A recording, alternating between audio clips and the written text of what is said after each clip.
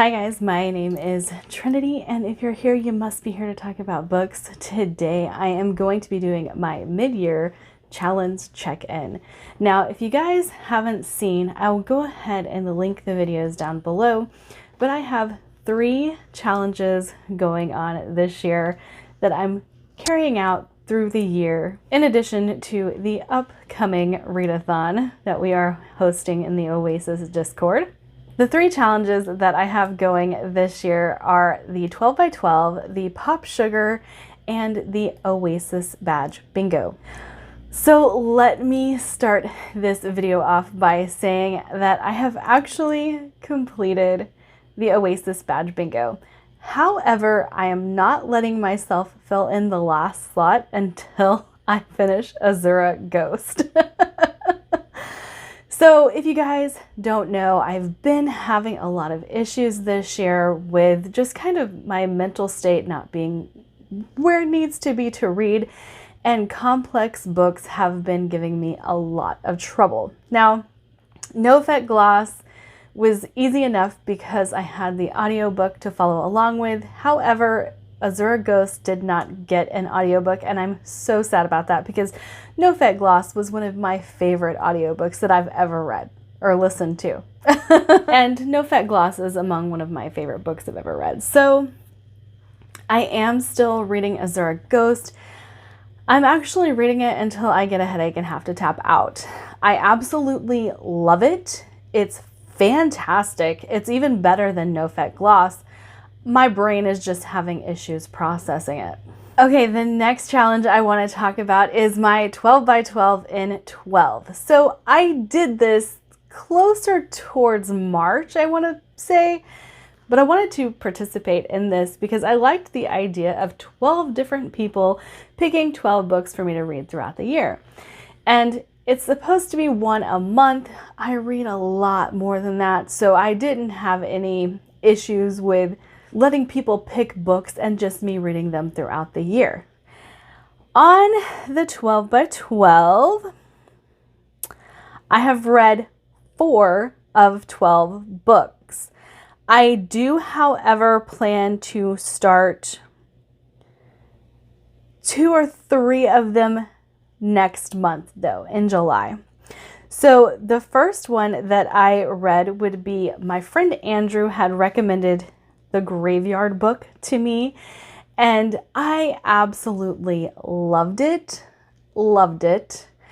And I ended up going ahead and taking it back to the buy sell trade, but that was because I couldn't see myself rereading it. It's one of those stories that you absorb it, it's great, and you know, maybe I'll go back to it later, but there are audiobooks for it, and if I do so, I'll probably just get the audiobook.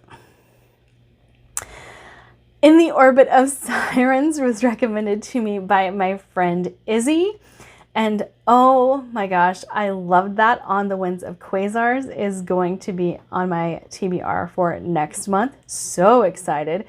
It's probably been my favorite book I've read so far this year.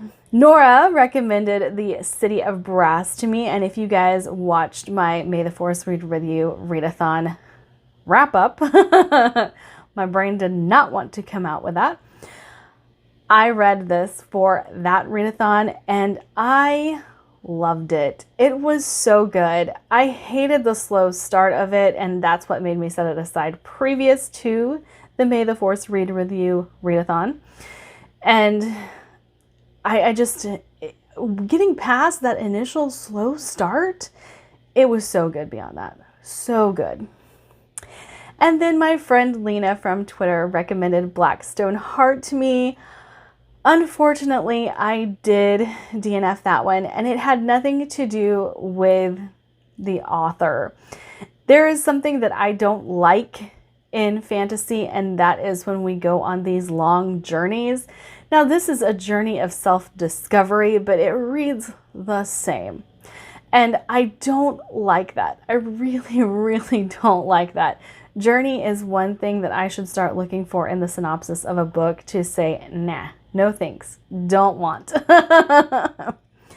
But I actually really enjoyed Michael R. Fletcher's writing style, so I am very excited to pick up something else by him. Now the rest on the list I haven't touched yet, but The 1,000 Names might be coming up next month. Ten Low might be coming up next month. And then I'll have to look at it and see if I can fit anything else into the readathon. But I do have a couple of books that I've already got my eyes on for the readathon. I don't want to commit to them because my brain has not been willing to commit. And so that is where I stand with the 12 by 12 in 12. Now for the Pop Sugar. That's the big one. Now on these, I will just mention the prompt, the book, and how I felt about it. Don't want to go into too much detail because I will be doing a wrap up at the end of the year with all of these books on it. But I also want to let you guys know if something has been added. Because when I did the list initially, I didn't want to plug things in that I was just plugging them in to plug them in. I wanted to make sure they were books I really actually wanted to read.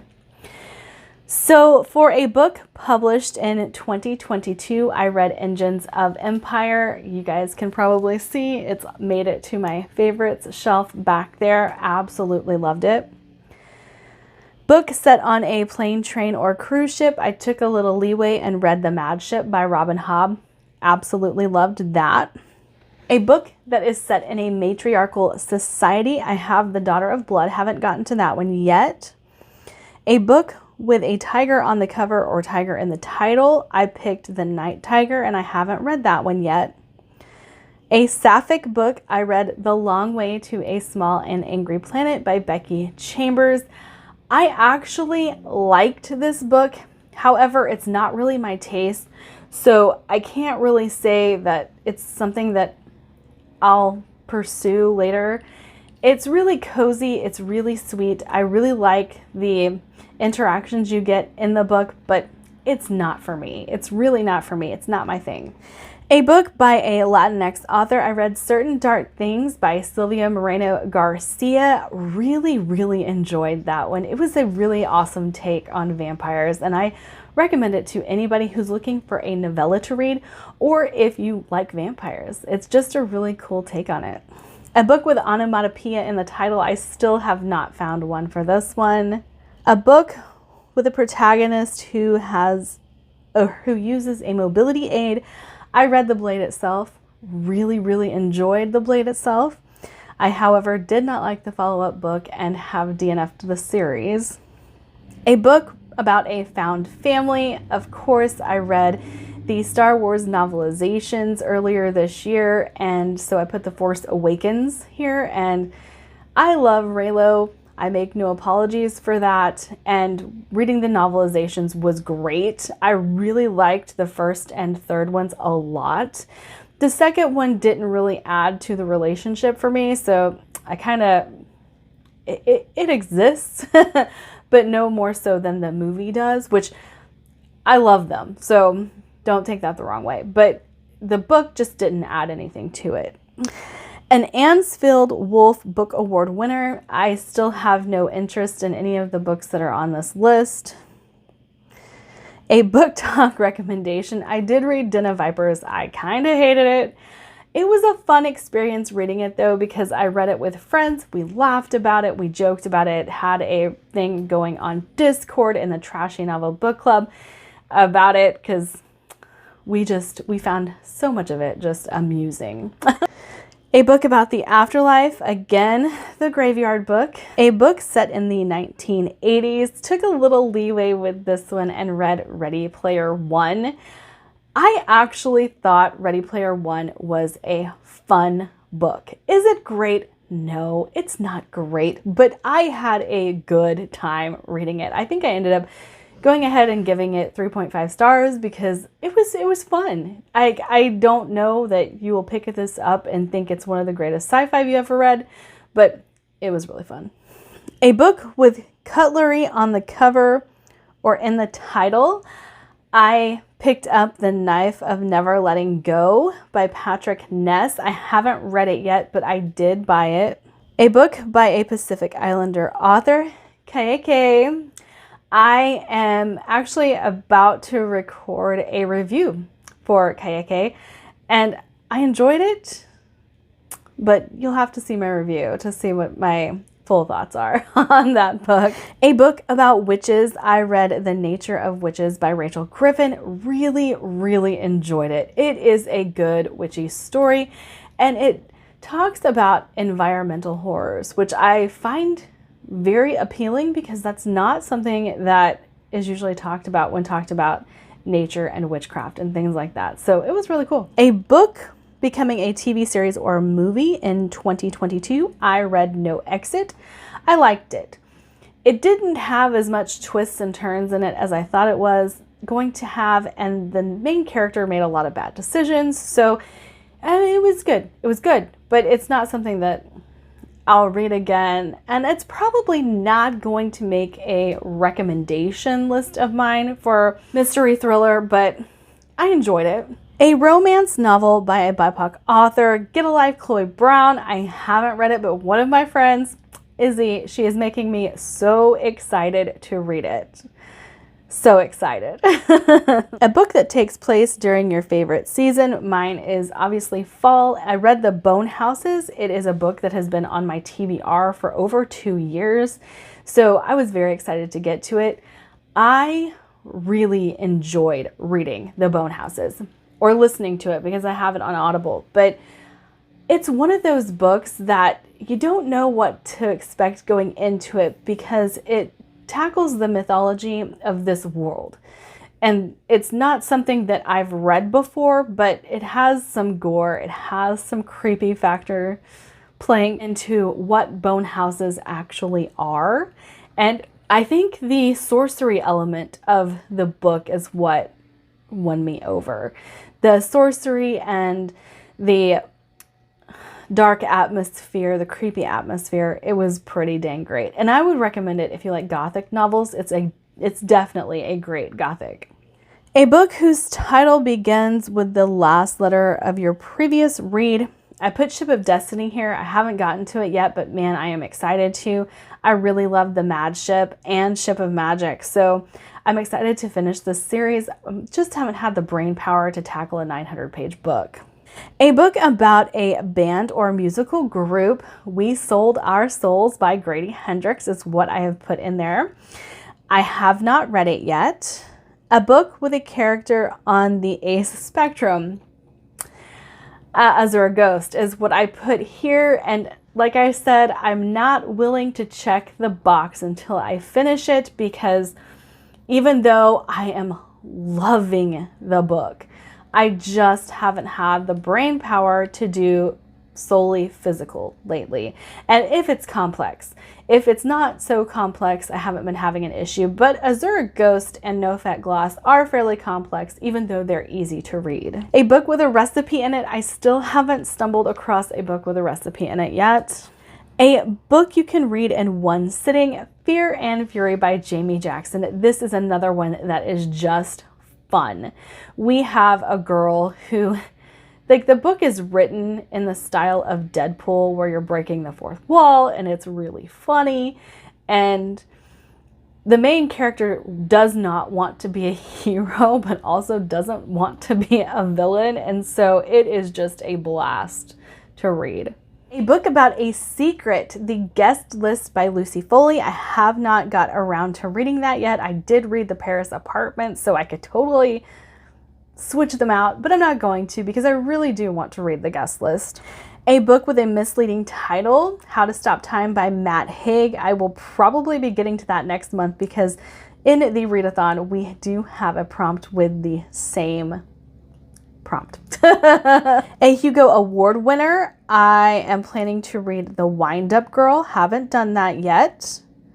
A book set during a holiday, Kill Creek, is what I have in here and haven't read that yet. A different book by an author you read in 2021. I just received The Martyr. You guys will see a book haul with it in it, and I will talk about it then. But I'm so pumped for The Martyr, and it's probably going to make it into next month's reading as well. Maybe even my free space if I can't get it to fit in, because you all know how I feel about Anthony Ryan. A book with the name of a board game in the title, I have The Thief Who Pulled on Trouble's Braids. That's also one of the books that's in my 12 by 12 in 12. Haven't read it yet. A book featuring a man-made disaster, I have Illuminate by Amy Kaufman and Jay Kristoff. I am planning to read it next month. A book with a quote from your favorite author on the cover or Amazon page, I have The Ember Blade here. This is going to be solely dependent on if my brain decides to cooperate, because from what I understand, it reads like Lord of the Rings, so I might have an issue reading it. I don't know. A social horror book, I have Dread Nation here. That might make it onto next month's reading list as well. A book set in Victorian times, The Sinister Mystery of the Mesmerizing Girl by Theodore Goss. I am excited to finish up this series. It is a fun series, but I haven't read it yet. A book I know nothing about. Well, I know about it now because I read it. The Other Side of the Sky by Amy Kaufman and Megan Spooner. It was brilliant.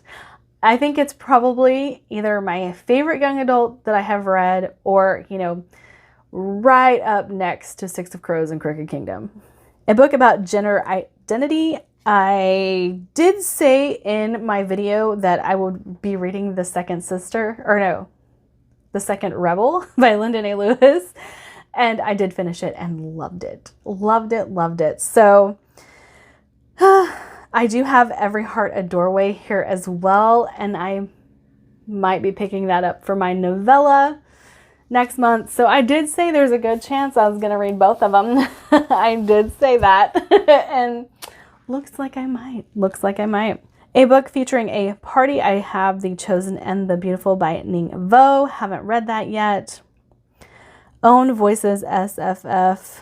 Our Violent Ends by Chloe Gong. I did read that. I did enjoy it. It was a really good. I couldn't ask for a better wrap up to the Romeo and Juliet story than what this gave. So I'd say it's pretty dang good. A book that fulfills your favorite prompt from a past Pop Sugar reading challenge. I think I put in audiobook here, like read an audiobook, because I'm an audiophile. I want to do immersive reading. Good Girl, Bad Blood. I read it. It was good.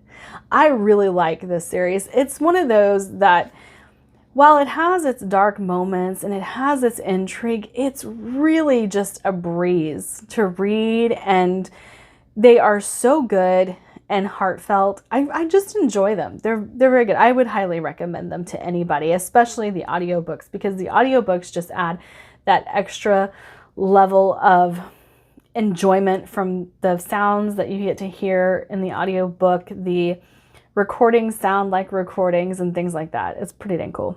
A book with a reflected image on the cover or mirror in the title. I have A History of Wild Places. I have not read that yet, and I'm very excited to get to it.